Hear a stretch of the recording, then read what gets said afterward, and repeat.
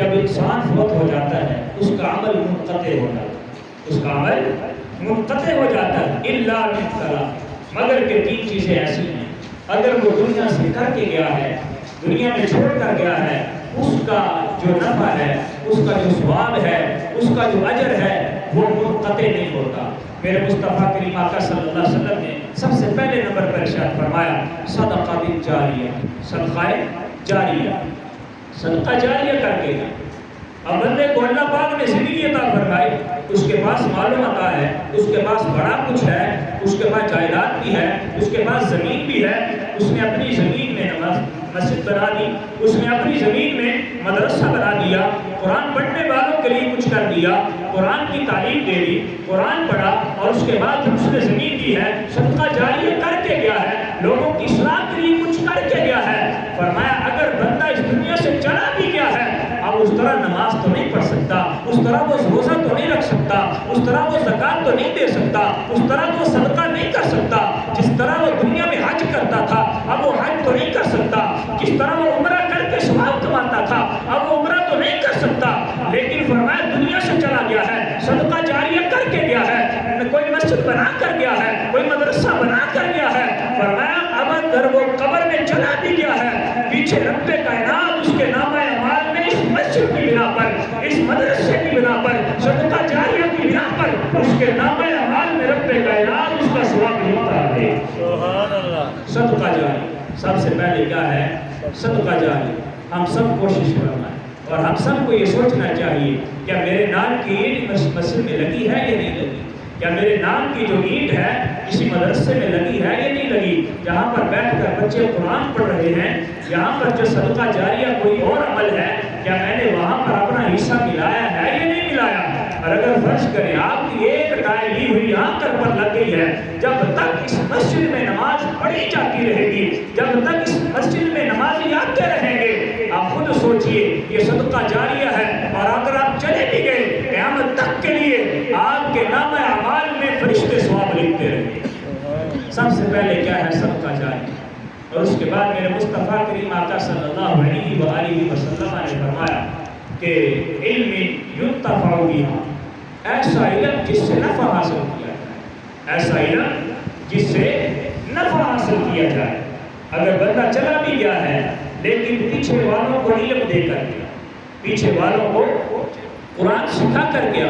حدیث رسول سکھا کر گیا، لوگوں کی رہنمائی کر کے گیا، لوگوں کو نماز کی دعوت دے کر گیا، لوگوں کو نمازی بنا کر گیا، لوگوں کو حج کی طرف لے کر گیا، لوگوں کو جو ہے نیک اعمال کی طرف لے کر آیا کہ یہ میرے مصطفیٰ کا فرمان ہے، یہ رب کا فرمان ہے، اے لوگوں اس کی طرف آ جاؤ۔ فرمایا اگر ایسا علم دے کر گیا ہے، آپ بھی سوچیں کیا ہم نے قرآن سیکھا ہے یا نہیں سیکھا، اور ہمیں سیکھنا بھی چاہیے، اس پر عمل بھی کرنا چاہیے، اپنی اولاد کو قرآن سکھانا چاہیے، اور ہمیں کوئی ایسا بندہ چھوڑ کر جانا چاہیے کہ جو قرآن ہماری وجہ سے پڑھا ہو، جس نے حدیث رسول میری وجہ سے پڑھی ہو، جو نیک عمل کرتا ہو تو میری وجہ سے کرتا ہو۔ ایک بزرگ کے بارے میں آتا ہے، اس نے کسی سے پوچھا کہ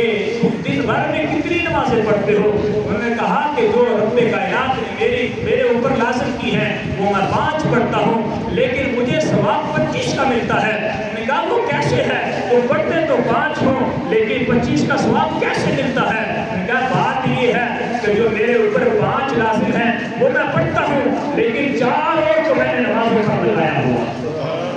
4 اور کو میں نے نمازوں پر لگایا ہوا ہے۔ اور یہ دیکھیں کہ یہ ایسا علم ہو،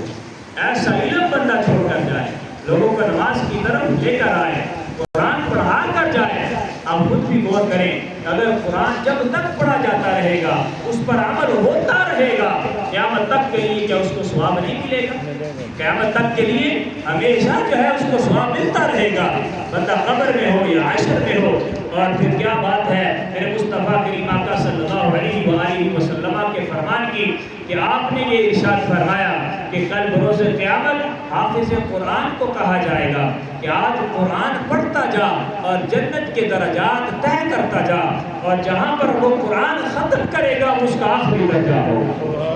اس کا آخری درجہ ہوگا۔ اور یہاں پر ہم نیت بھی کریں کہ اگر اللہ نے ہمیں اولاد دی ہے، سارے کے سارے بیٹے، ساری کی ساری بیٹیاں آپ سے قرآن بناؤں گا، اگر سارے نہ بن سکے تو اپنی اولاد میں سے کم و بیش جو ہے، کم سے کم جو ہے وہ ایک بچہ تو میں ضرور قرآن کا حافظ بناؤں گا،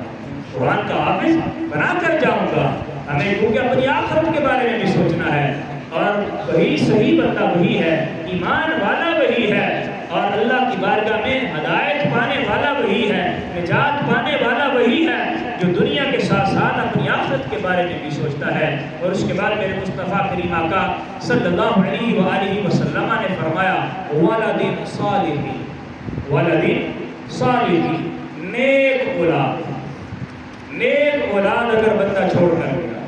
بندہ جب فوت ہو جاتا ہے اس کا عمل منقطع ہو گیا، اب وہ نماز نہیں پڑھ سکتا، اب وہ روزہ نہیں رکھ سکتا، اب وہ زکوٰۃ نہیں دے سکتا، اب وہ صدقہ نہیں کر سکتا، وہ حج نہیں کر سکتا، جس طرح وہ نیک عمل کرتا تھا وہ نہیں کر سکتا۔ لیکن فرمایا اگر وہ صدقہ جاریہ کر کے گیا ہے اس کا عمل منقطع نہیں ہوگا، اگر وہ علم دے کر گیا ہے اس کا عمل بھی منقطع نہیں ہوگا۔ فرمایا اسی طرح نیک اولاد چھوڑ کر گیا ہے، فرمایا اس اولاد کی وجہ سے رب کائنات اس کا بھی اس کو ثواب عطا فرمائے۔